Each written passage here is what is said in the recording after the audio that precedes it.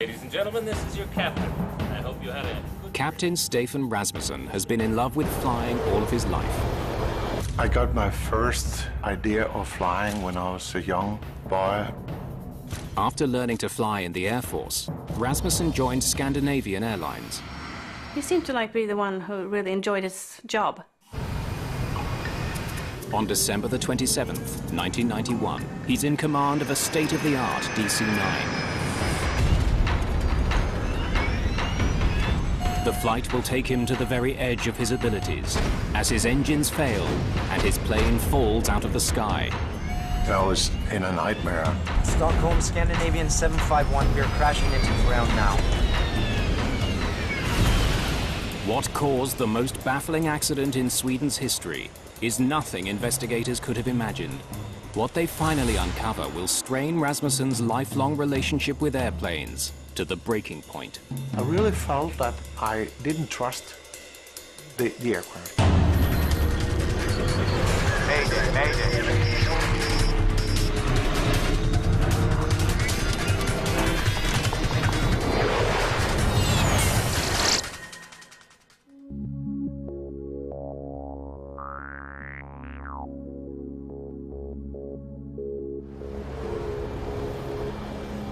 It's 2 days after Christmas. Stockholm Arlanda Airport is a mess of snow, slush, and ice.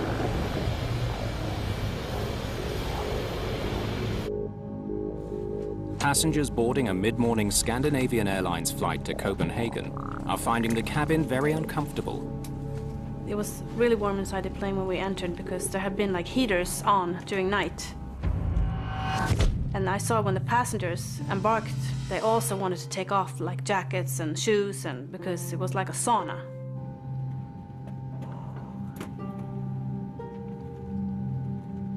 Is it possible to turn the heat down now?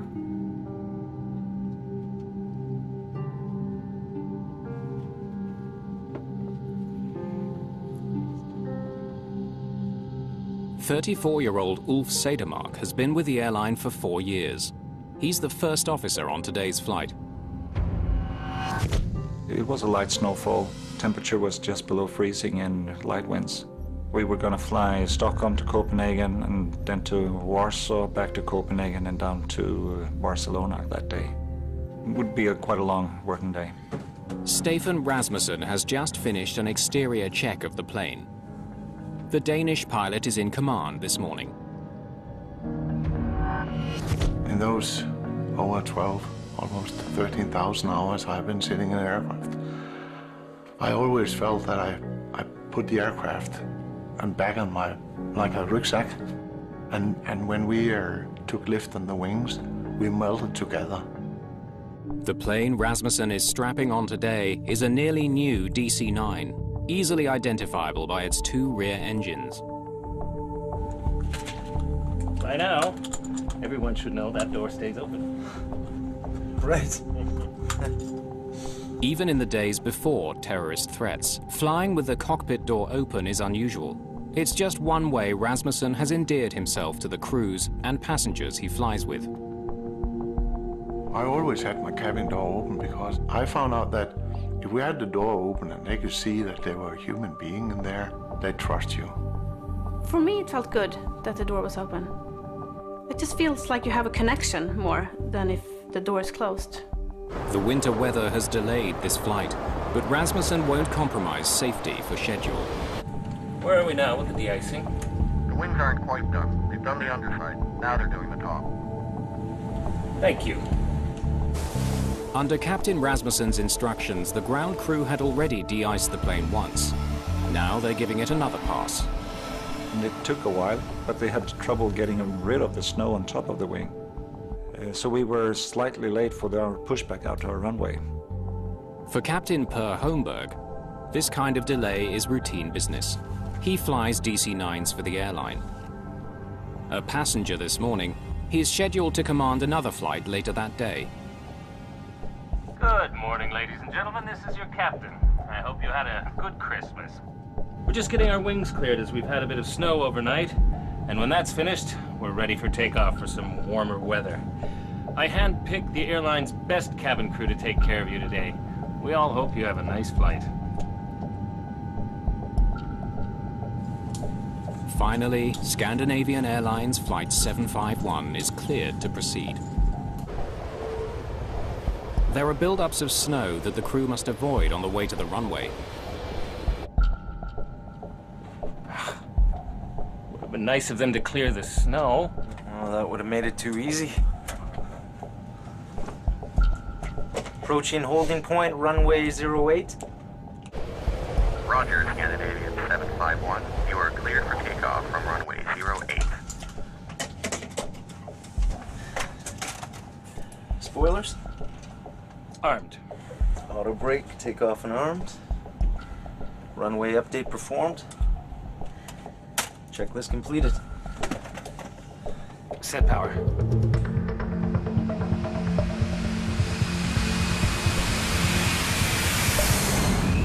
Despite the winter conditions, the takeoff is routine. V1, rotate.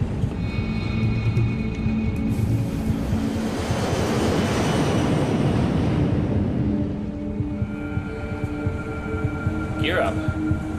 Gear up selected.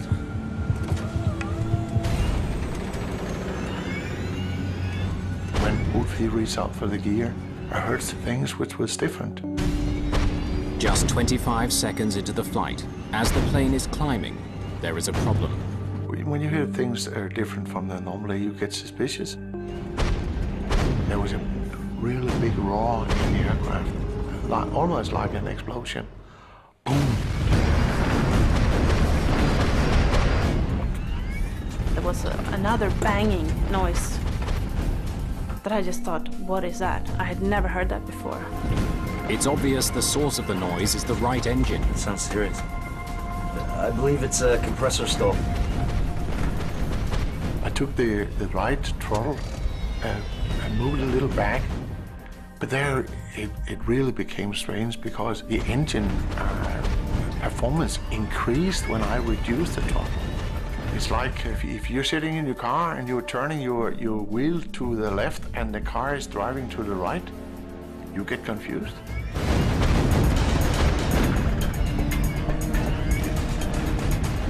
We're not supposed to like call into cockpit now. And then I thought, this is an emergency, I have to call the captain. But Captain Rasmussen doesn't respond to the call. He's too busy trying to figure out what's going wrong with his plane. I couldn't see anything on the instrument. They were quite stable and a quite normal range, no problem. But I could hear those roaring every second. He searches for telltale signs of attack or structural failure. And I looked up at the cabin pressure, because if you have a bomb or a freight door or anything which is ripped off, that'll give a decompression. In the cabin, pressure levels are stable. But the crew has other concerns. I saw the smoke and it smelled burnt. What should we do about this? Just 3,200 feet above the ground, the emergency escalates. The right engine quits. When we have flown a little over 1 minute, the right engine just went down. I had a very, very short moment of thinking that I was in a nightmare and just dreaming. I was confused. I was really confused. 2 seconds later, the left engine also quits. The plane is now powerless. One engine drop and then another engine drop. I thought that it wasn't true. It wasn't true. It wasn't real. Less than a minute and a half after takeoff, the DC-9 begins falling from the sky. And after that, it was complete silence.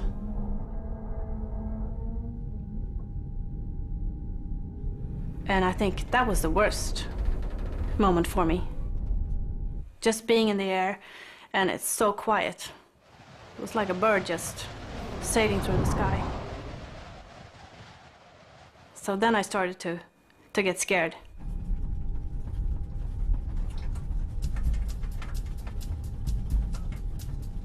Engine relay. As the pilots try to restart their engines, things get even worse. The left engine erupts in flames. I saw the exhaust gas temperature was rising rapidly. Max temperature was around 680 degrees Celsius, and I saw it go above 800. A fire in the engine could spread to the rest of the plane. Should I pull? If Cedermark pulls the fire extinguisher in the left engine, he will never be able to restart it.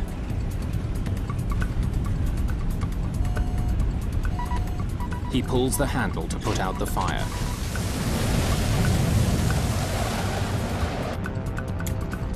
From his seat, Captain Per Holmberg can see that the crew is in trouble.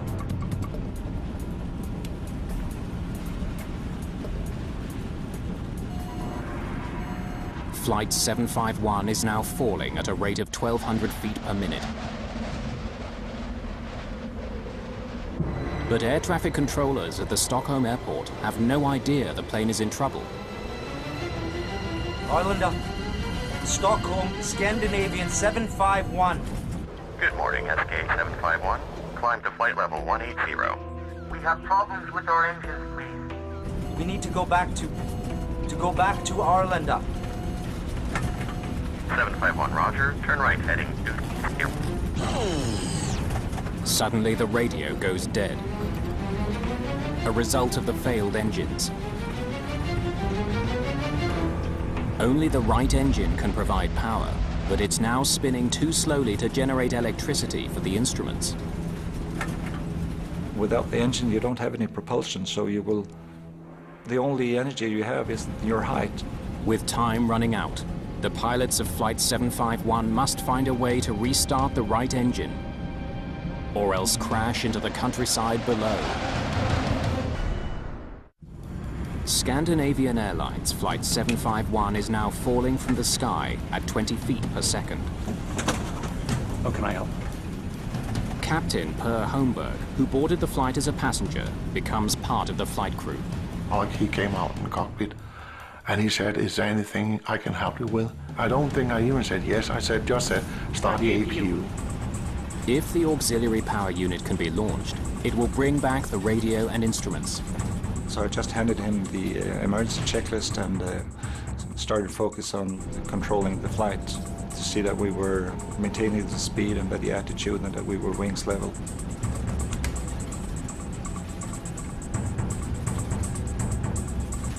He managed to start the auxiliary power unit, so my flight instruments were supplied from that. But for some reason, Captain Rasmussen's instruments don't come back online. He managed to fly the plane basically by feel. Power is also restored to the cabin, but it's small comfort to passengers who now know they're in extreme danger. Stockholm Air Traffic Control instructs the pilots to return to the airport. Scandinavian 751, are you able to turn right, heading 090, radar vectoring for 0-1? But the plane is now just 1,600 feet from the ground. And First Officer Cedermark's attempts to resuscitate it aren't working. Roger, we are maintaining our heading, but we are trying to restart our engines. Making a 180-degree turn back to Stockholm could be catastrophic. I really had the feeling that if I turned the aircraft at that time, we would have stalled. When you're turning back, you are losing a lot of energy. So the most safe thing to do is actually just to go straight, keep your wings level. That means that you will use less energy of your altitude, so you can maintain your speed. You can maintain 2,000 feet. We are not able to maintain 2,000 feet. We are descending. We are at 1,600 feet and descending. Holmberg wants Rasmussen to focus his attention on finding a landing spot. Look straight ahead.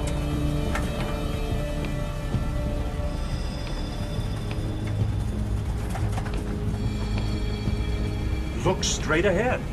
He was screaming at Stefan, just look straight ahead and watch the flight path. Prepare for on-ground emergency. On-ground emergency! Bend down! Bend down! Bend down! So we shouted bend down, I don't know how many times. Bend down, bend down, bend down. Keep your seatbelts fastened. While passengers brace, Rasmussen considers where to land his plane. Look straight ahead. And I had an idea that on the northern direction could bring us out to the Baltic Sea, which was at that time frozen. And that's an excellent runway. But instead, he finds himself gliding powerlessly over a dense forest. I saw that green area and I saw that little light spot in the middle of the forest, but that really looked short. Steer right. Steer right. Just 500 feet above the ground, Captain Rasmussen lifts the plane's nose to slow it down, hoping to soften the crash landing. Pine trees from the top there look very soft. I could use the trees as almost like a pillow. Should I lower the landing gear? Yes, gear down. Bend down and hold your knees. I prepared myself for a hard impact. If it's an emergency landing, we have no engines, I just thought this is going to be a hard landing. Stockholm, Scandinavian 751, we are crashing into the ground now. I wasn't afraid until we were flying into the trees. Then I was scared, and I knew we were not going to make it. I didn't thought I should die. I knew I should die. I made my prayer to God.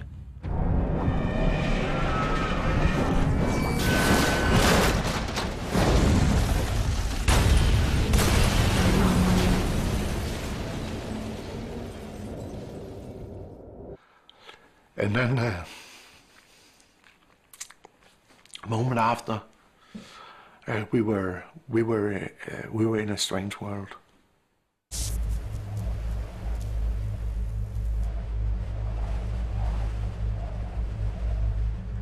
After we have come to a complete stop, I feel the smell of airplane fuel. I thought, okay, we're gonna explode. And I look around and I see the snow because there was a big crack in the airplane fuselage just in front of the aft galley. And you could just walk down on the ground.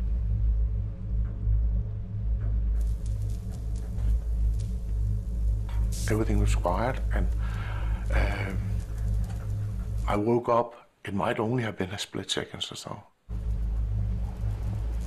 I was afraid that my spine was broken, that I wouldn't be able to walk again. So I remember I was sitting there and I was moving my toes and my feet just to see if I could have control over them. I had a pain in my hand because I had broken a bone in my hand, and I was bleeding heavily from my forehead, so I was trying to get clear of all the blood that was coming down in my eyes. And Stefan told me that we had to get out of the aircraft. After plowing through 125 meters of pine forest, the pilot's fear is now that the broken aircraft could catch fire. Dozens of passengers escape through the breaks in the fuselage walls. But Captain Per Holmberg has been knocked unconscious by the crash. It all went so fast that no one could take in what happened. So I tried to stay with the group of passengers I had there. But I just knew the feeling also that we had to wait a long time for the rescue teams. Help will be here soon.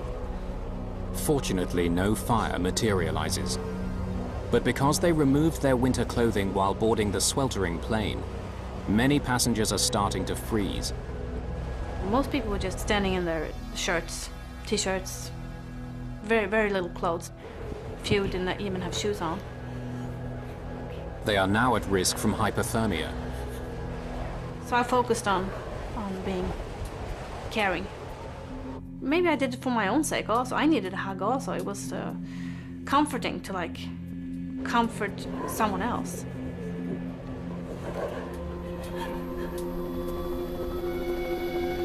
The wreckage of Scandinavian Airlines Flight 751 lies just 15 kilometers northeast of Stockholm Arlanda Airport. The fuselage has broken into 3 pieces. In the chaos of the moment, nobody knows how many people have been killed in the crash.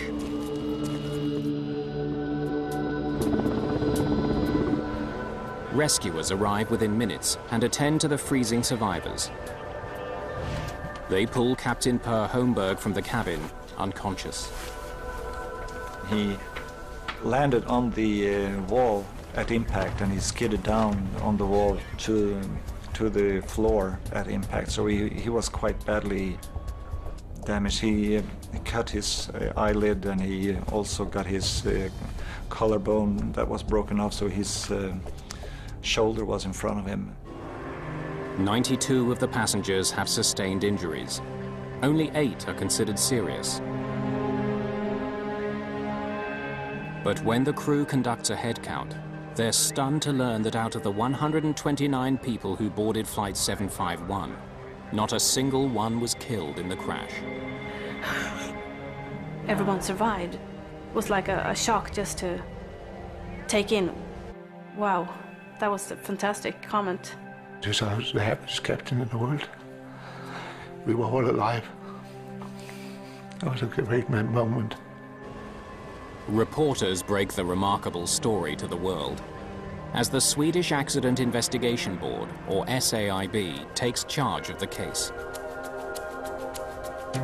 Scandinavian Airlines alerts its own investigators, dispatching Tori Hultgren to head up its team. It's most unusual that the plane crashes in a wooded area and everybody survives. I've never heard of it before. The police kept everybody off the site itself.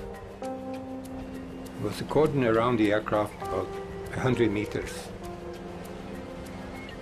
We had a complete aircraft, nothing had burned, and we had lots of good data.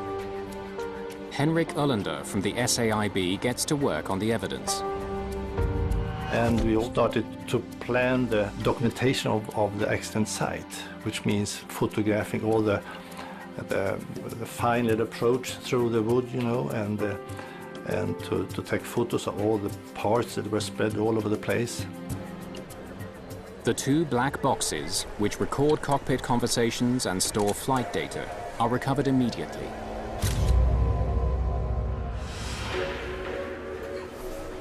Investigators speak to survivors. Everyone tells a similar story. Would you mind telling me what you saw and heard?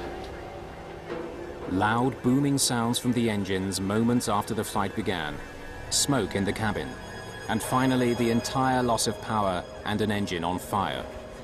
You have a twin-engine aircraft, and you are really not supposed to lose both engines at the same time. The Pratt & Whitney turbofan engines are sent to a Scandinavian Airlines repair shop for closer examination.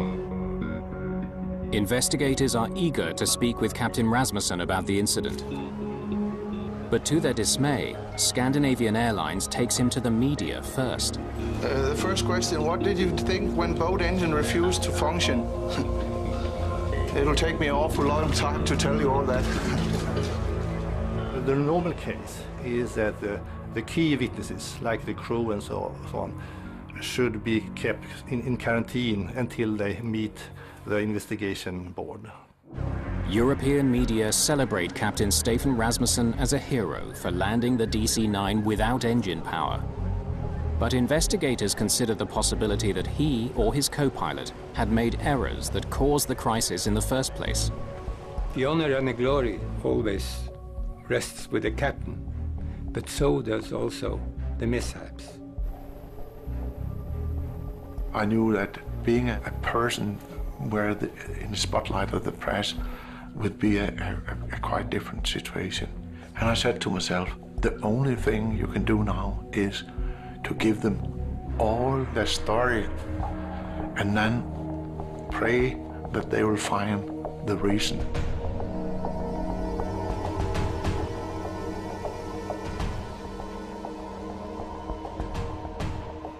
Lars Lindberg is an investigative representative for the Swedish Airlines Pilot Association. He examines the wreckage for signs of mechanical or structural failure. We knew both engines had failed for some reason. So it was concerned what was the background for something like that to happen. The first time I saw the engines in the workshop, I was surprised. Is this all they found? There was a number of parts that were completely missing, and this was something we hadn't seen before to this extent. To find out what happened, investigators must find the missing pieces, which now lies somewhere in snow-covered fields and forests. A close study of Scandinavian Airlines Flight 751's engines reveals exactly which pieces are missing. Part of this aircraft was shedding parts from both engines. And then what you do is you go further in and you document everything and you try to find the root cause and see how it all comes together. The missing pieces could hold the key to discovering why both of the plane's engines quit within seconds of each other. But they could be anywhere along the 15-kilometer route the aircraft covered during its short flight. They must be found. Investigators use the flight data recorder to map the plane's journey and determine where engine parts may have fallen.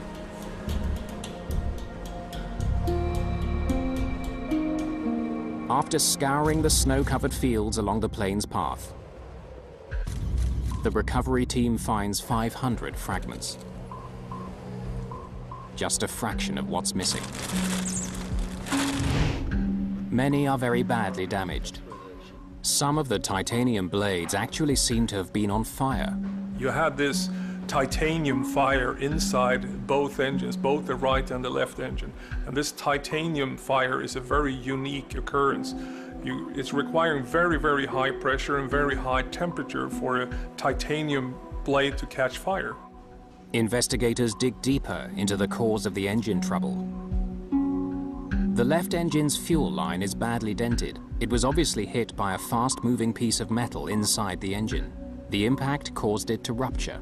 This part got dislodged, it went out and hit a fuel line, and that fuel line cracked, sprayed fuel onto the hot engine.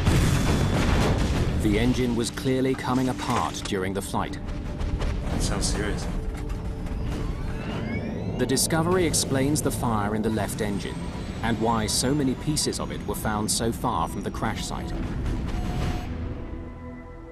But investigators are left wondering why the engines broke up in the first place. A major clue comes from passenger and crew testimonies, which told of repeated booming noises before the left engine caught fire. The cockpit voice recorder picked up these sounds. You can hear that, and we could correlate that with when the damage occurred. You can see that on the flight data recorder. The sounds are familiar to investigators and leave no doubt. The DC-9's engines began surging shortly after takeoff. Jet engines rely on a steady stream of air for combustion. A series of fans move incoming air through various stages of compression. But when that flow is disrupted, fuel at the rear of the engines ignites violently and shoots forward. That's a surge. You can have a small surge and you can have a large surge. You can have the complete surge on the whole engine. Sounds serious. This surge process was very violent, so after a very short time, we had an aircraft with two engines that could not be restarted, that didn't generate any thrust. Basically, you had a giant glider at that point.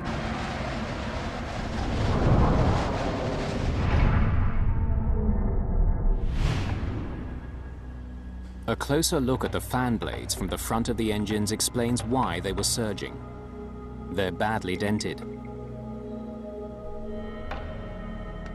The damage would have prevented them from effectively directing air to the rear of the engines. This damage that twisted the fan blade started this process. You got this disturbed air in the fan, you got this rotating fan stall that then triggered this whole breakdown, the compressor surge, and then the whole process that led up to the dual engine failures. But what exactly mangled the blades? There are ways to tell. If it comes from a stone, rubber, ice and so on. You can see it on the shape of the damage. The ice causes very specific damages. It's sort of like a soft dent. Analysis of dent patterns on the fan blades is conclusive. They were struck by ice.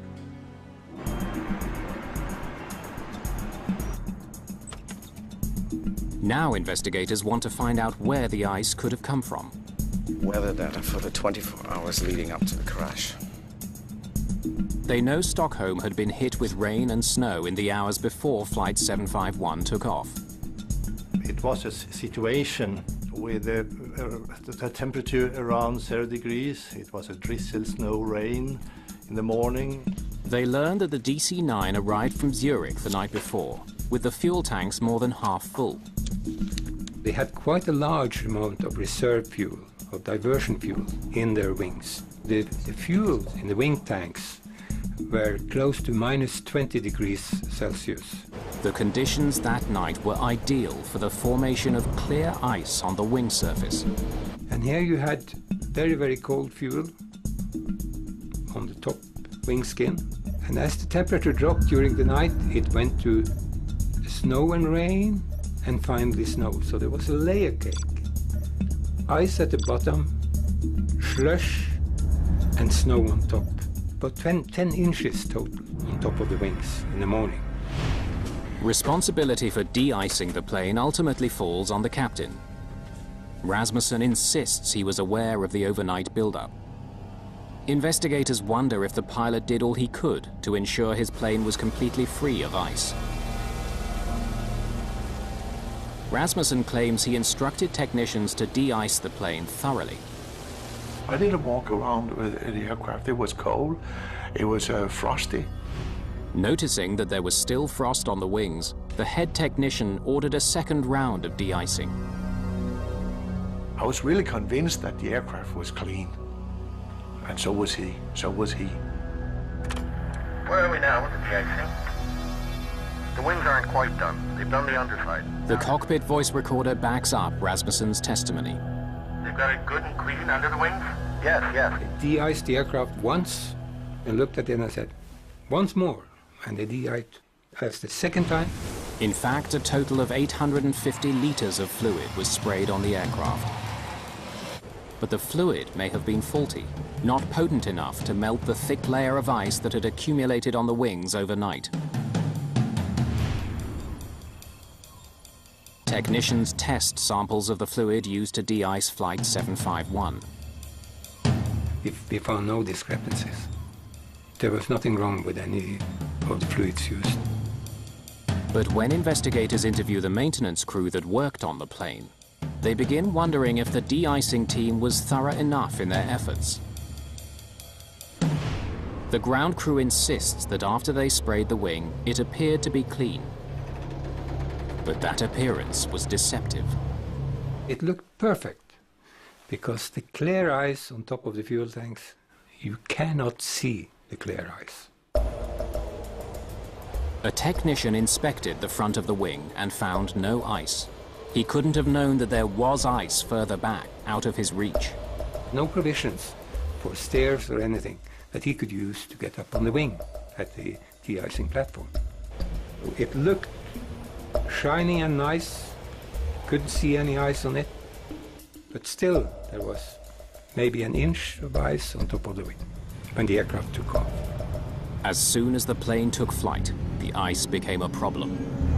On this aircraft, the engines are positioned behind the wings, and as the aircraft rotated and the wings bent in order to take the weight of the aircraft, this ice in the wing roots loosened, and it sucked right into the engine.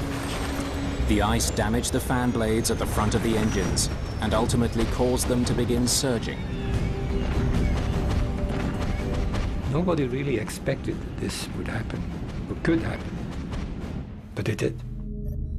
When ice breaks off the wings during flight, it doesn't pose a problem for most aircraft. But the placement of a DC-9's engines leaves them more susceptible to being struck. The Pratt & Whitney engines on Flight 751 were designed to withstand this type of ice ingestion. Something else must explain the disaster. Investigators know that the wrong reaction by a pilot can make surges worse. They comb through the flight data to see what these pilots did when the emergency struck. The first thing you do when you have a surge, if you recognize it as a surge, is that you reduce power. Captain Rasmussen claims he did just that. Of course, you just pull the throttle back, and then you have the balance between the incoming fuel and incoming air. And that was actually what I did. But the flight data recorder tells a different story. Why is the engine power increasing? It clearly shows that in the moments after the surge, thrust was reduced, but then seconds later was increased to beyond full power. Yeah, it didn't add up because the RPM was increasing to 110%, and the throttle position was moving. It shouldn't be. The only thing that could move the throttles in clamp was the pilot's hand. But if Rasmussen didn't push the throttles forward, something else did. It would explain the captain's confusion as his engines began to surge. As a pilot, when you gone through the training, you've done all your emergency training, you've been through the simulator, and now you have a system that is doing something that you don't expect, it's very confusing.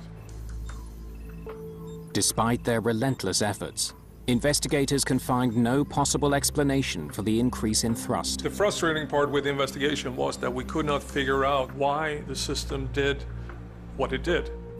Then, almost 2 months after the accident, the plane's manufacturer provides the answer. The culprit is something called automatic thrust restoration. It's brand new. It automatically increases the thrust during the climb. Swedish authorities learned that automatic thrust restoration, or ATR, was recently introduced as a safety feature on Scandinavian Airlines planes. It existed because the FAA had discovered some pilots were throttling back considerably while taking off and landing to reduce noise over residential neighborhoods. The ATR was designed to make it impossible for them to throttle back to dangerous levels. So as soon as he powered back, the system kicked in. Investigators learned that when Rasmussen reduced power to clear his engine surge, the system read this as a dangerously low power setting and pushed the throttles forward. The increased thrust made the surging worse until the engines destroyed themselves. The investigation concludes that the pilots had taken the right steps to clear the surge and prevent the catastrophe. But the computer code which governs the ATR undermined their efforts. A strip of zeros and ones caused the throttles to move and caused the engines that were stalling because they already got too much fuel, got even more fuel. And they went into self-destruct, those engines. In a few seconds, they were both totally destroyed.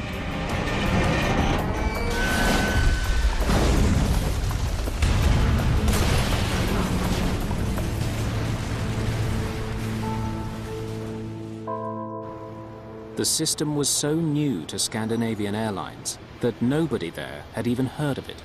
And it was confusing for everyone because we didn't know about the system, we didn't have information on the system. SAS didn't know the system existed on their aircraft. We hadn't bought that modification. And it was sneaked in via another system. Because he didn't know about the ATR, Rasmussen was unaware that he could only save his plane by switching it off. News that the automatic thrust restoration was responsible for the accident proved both a blessing and a curse for Captain Rasmussen. It eliminated any notion that he had made a mistake. When I got that message, I was really released. It was like winning in the lottery. It was, because I was so happy. Because then I could explain why I was in that total cone of confusion. But the fallout would ultimately destroy a love affair and end a career.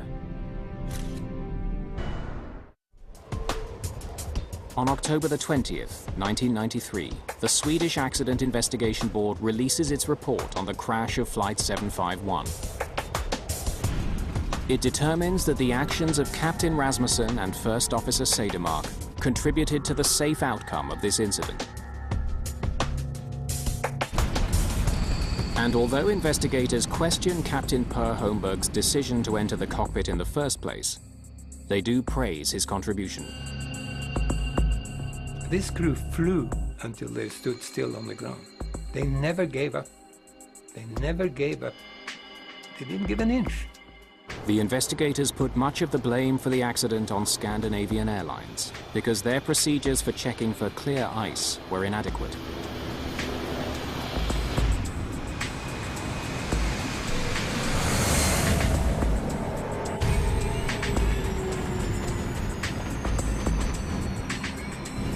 I believe it's a compressor stall. The report also condemns the fact that the pilots didn't know about the automatic thrust restoration and how it would act in a surge situation.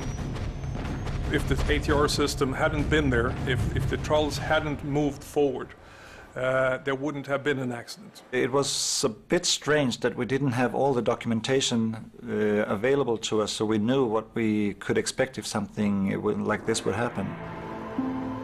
In the wake of the crash, Scandinavian Airlines started training its pilots how to use the ATR system. They also implemented steps to ensure airplanes don't take off with clear ice on the wings. We changed all the procedures, we provided stairs for the mechanic, and we made it a requirement to go up on top of the wing and touch it with your hand to verify after de-icing. After healing from his injuries, First Officer Ulf Cedermark returned to the cockpit. I didn't feel the responsibility that I wouldn't be able to do my job again. Whatever happens, I know that I still can see things for what they are. And I still love doing my job, and if something bad happens, I can deal with it. But Stefan Rasmussen's return proved far more difficult. Set power. After I'd had from a high-skilled psychologist, we talked about getting in the air again. He knew that that would be a hard decision to take. Gear up.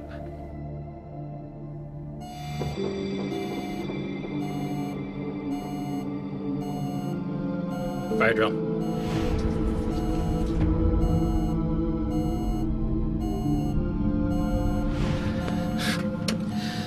After time in the simulator, Rasmussen couldn't regain confidence in his plane. Sorry, guys. In a disaster situation, in a crisis, is that you have optimized the teamwork between man and machine.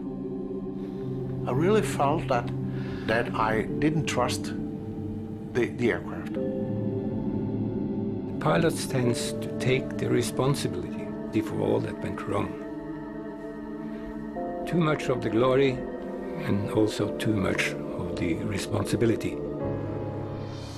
With the right counseling, about 90% of pilots involved in an accident are able to continue flying.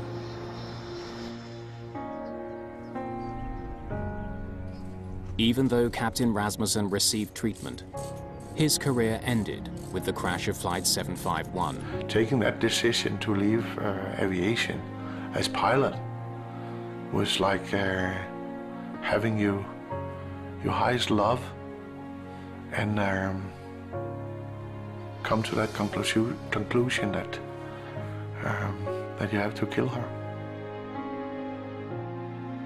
I had many hours, many missions of happiness in an aircraft.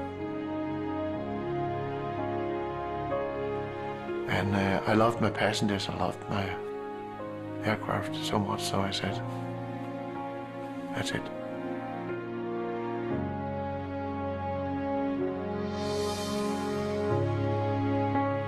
I never regret it, never. And I think I was right. New air crash investigation is back at the same time next week. Details coming up.